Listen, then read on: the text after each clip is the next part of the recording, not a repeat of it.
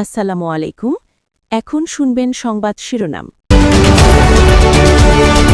নির্বাচনী প্রতিশ্রুতি ও জুলাই সনদ বাস্তবায়নে জেলা প্রশাসকদের তৎপর হওয়ার নির্দেশ প্রধানমন্ত্রীর। জনপ্রশাসনে বদলি, পদোন্নতি মেধা ও দক্ষতার ভিত্তিতে। ক্ষমতার মোহে সংস্কার থেকে সরে দাঁড়াচ্ছে বিএনপি, এনসিপির কনভেনশনে অভিযোগ। গণভোট আর জুলাই সনদের পার্থক্য দেখিয়ে ছড়ানো হচ্ছে বিভ্রান্তি। শাপলা চত্বর হত্যাকাণ্ড মামলার তদন্তে কেবল ঢাকাতেই ৩২ জনের নিহতের প্রমাণ। ৭ জুনের মধ্যে প্রতিবেদন জমা দেবে প্রসিকিউশন। শান্তি আলোচনায় বসতে যুক্তরাষ্ট্রকে ইরানের ১৪ দফা প্রস্তাব। বেপরোয়া আচরণ করলে ফের হামলার হুমকি ট্রাম্পের। এখন শুনবেন বিস্তারিত। জনপ্রশাসন সঠিকভাবে কাজ করলে জনরায়ের প্রকৃত প্রতিফলন ঘটে, যা এবারের নির্বাচনের মাধ্যমে প্রমাণিত হয়েছে। এমন মন্তব্য করে প্রধানমন্ত্রী তারেক রহমান বলেছেন, ডিসিদের কাজ করতে না দিলে নির্বাচনে কি হয় তা ২০১৪, ২০১৮ ও ২০২৪ সালে জাতি দেখেছে। সকালে ওসমানী স্মৃতি মিলনায়তনে ৪ দিনব্যাপী ডিসি সম্মেলনে এই কথা বলেন প্রধানমন্ত্রী। তারেক রহমান বলেন, সততা, মেধা ও দক্ষতাই হবে জনপ্রশাসনের নিয়োগ, পদায়ন, বদলির প্রধান মানদণ্ড। সরকার গঠনের পর প্রথম জেলা প্রশাসক সম্মেলনে যোগ দিতে সচিবালয় থেকে ওসমানী স্মৃতি মিলনায়তনে পায়ে হেঁটে আসেন প্রধানমন্ত্রী তারেক রহমান। সম্মেলনের শুরুতেই বক্তব্য রাখেন বিভাগীয় কমিশনার ও জেলা প্রশাসকরা। প্রধান অতিথির বক্তব্যে প্রশাসনের দায়িত্বশীলতা, সততা ও দক্ষতার উপর গুরুত্ব আরোপ করেন সরকার প্রধান। বলেন, প্রশাসন সঠিকভাবে কাজ করলে জনরায়ের প্রকৃত প্রতিফলন ঘটে। প্রধানমন্ত্রী বলেন, নিয়মনীতি ছাড়া পদায়নের প্রবণতা দুর্নীতি বাড়ায়। তাই সততা, মেধা ও দক্ষতাই হবে জনপ্রশাসনের নিয়োগ, পদায়ন, বদলির প্রধান মানদণ্ড। সরকারের নীতি বাস্তবায়নে মাঠ প্রশাসনের গুরুত্ব তুলে ধরেন সরকার প্রধান। নির্বাচনী প্রতিশ্রুতি, জুলাই সনদ বাস্তবায়ন ও সরকারি অফিসে জনসেবায় হয়রানি বন্ধে আরও নিষ্ঠার সাথে মাঠ প্রশাসনকে তৎপর হওয়ার নির্দেশ দেন তিনি। এছাড়া বাজার মনিটরিং জোরদার, মোবাইল কোর্ট পরিচালনা, কৃষকের ন্যায্য মূল্য নিশ্চিতকরণ এবং সেবা প্রার্থীদের হয়রানি বন্ধে কার্যকর পদক্ষেপ নেওয়ার নির্দেশনা দেন প্রধানমন্ত্রী।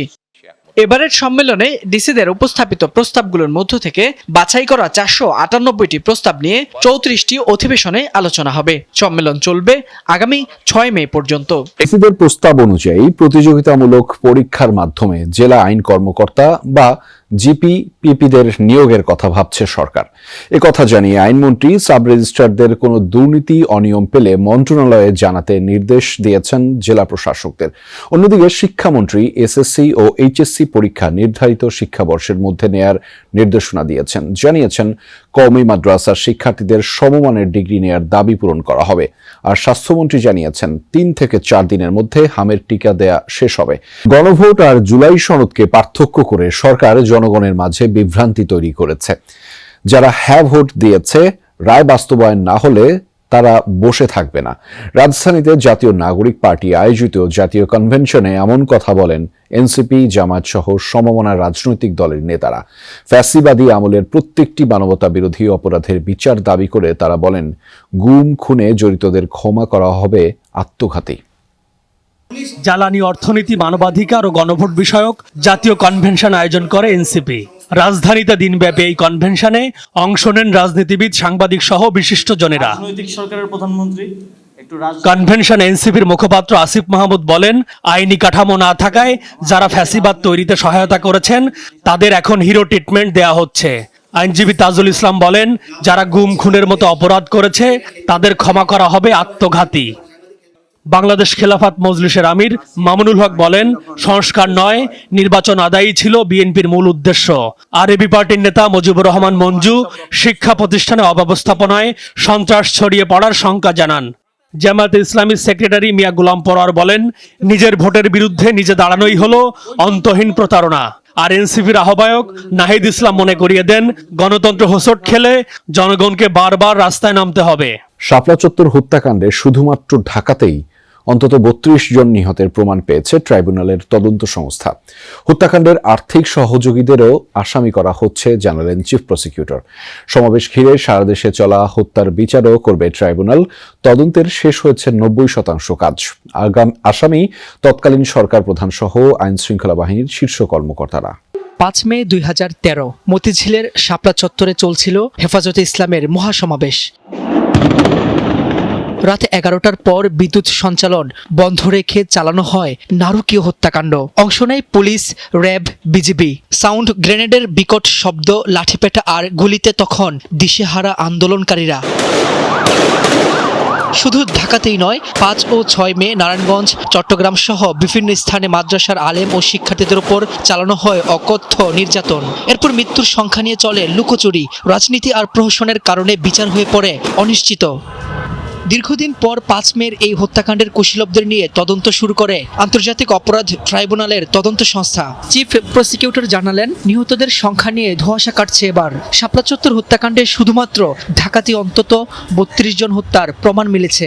সব মিলিয়ে মৃত্যুর সংখ্যা জানা যাবে তদন্ত শেষে। এ মামলায় সাবেক প্রধানমন্ত্রী শেখ হাসিনা, সাবেক স্বরাষ্ট্রমন্ত্রী মহিউদ্দিন খান আলমগীর, তৎকালীন আইজিপি হাসান মাহমুদ খন্দকার, অতিরিক্ত আইজিপি শহীদুল হক, ঢাকা রেঞ্জের DIG Chowdhury Abdullal Mamun, DMP commissioner Benazir Ahmed, র্যাবের সাবেক কর্মকর্তা জিয়াউল হাসান অভিযুক্ত। তাছাড়াও সাবেক স্বরাষ্ট্র প্রতিমন্ত্রী শামসুল হক টুকু, গণজাগরণ মঞ্চের মুখপাত্র ইমরান এইচ সরকার সহ 12 জন ট্রাইব্যুনালের এই মামলায় গ্রেফতারি পরোয়ানাভুক্ত আসামি।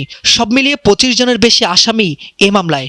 যুক্তরাষ্ট্রের কাছে নতুন করে 14 দফার একটি শান্তি প্রস্তাব পাঠিয়েছে ইরান। শিগগিরই সেটি পর্যালোচনা করবেন মার্কিন প্রেসিডেন্ট ডোনাল্ড ট্রাম্প। শনিবার ট্রুথ সোশ্যালে দেয়া পোস্টে এই কথা জানিয়েছেন তিনি। অবশ্য পরিকল্পনাটি পর্যালোচনা করলেও কোনো চুক্তিতে পৌঁছানো সম্ভব বলে মনে করেন না ট্রাম্প। এমনকি সাংবাদিকদের প্রশ্নের জবাবে প্রয়োজনে ফের ইরানে হামলা চালানোর সম্ভাবনার কথাও বলেন। প্রেসিডেন্টের দাবি, গত 47 বছর ধরে মানবতা ও বিশ্বের যে অপূরণীয় ক্ষতি করেছে ইরান, তার যথাযথ মূল্য এখনো পরিশোধ করেনি দেশটি। এদিকে ওয়াশিংটনের কাছে পাঠানো 14 দফা প্রস্তাবে লেবানন সহ সকল ফ্রন্টে আগ্রাসন বন্ধ, নৌ অবরোধ তুলে নেওয়া সহ বেশ কিছু গুরুত্বপূর্ণ শর্ত বহাল রেখেছে তেহরান।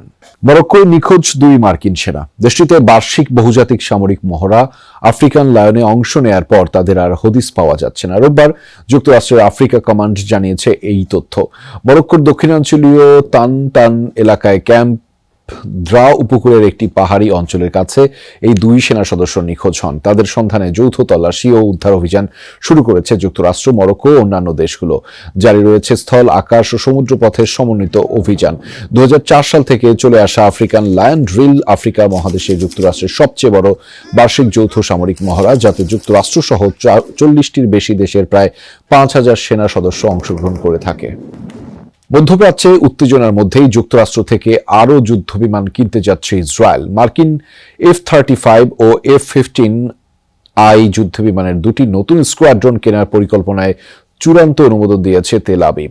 রবিবার বিষয়টি জানিয়েছে ইসরায়েলি প্রতিরক্ষা মন্ত্রণালয়। নির্মাতা প্রতিষ্ঠান লকহিড মার্টিন ও বোয়িং থেকে প্রায় $12,000 কোটি মূল্যে এসব যুদ্ধবিমান কিনবে ইসরায়েল। ফাইটার জেটগুলো কিনলে ইসরায়েলি বিমান বাহিনীতে F-35 এর সংখ্যা দাঁড়াবে 100-তে। অন্যদিকে F-15I যুদ্ধবিমান হবে 50টি। ইরানের বিরুদ্ধে সাম্প্রতিক যুদ্ধে মার্কিন ও ইসরায়েলি বিমান বাহিনী ব্যাপকভাবে F-35 ও F-15I যুদ্ধবিমান ব্যবহার করেছে।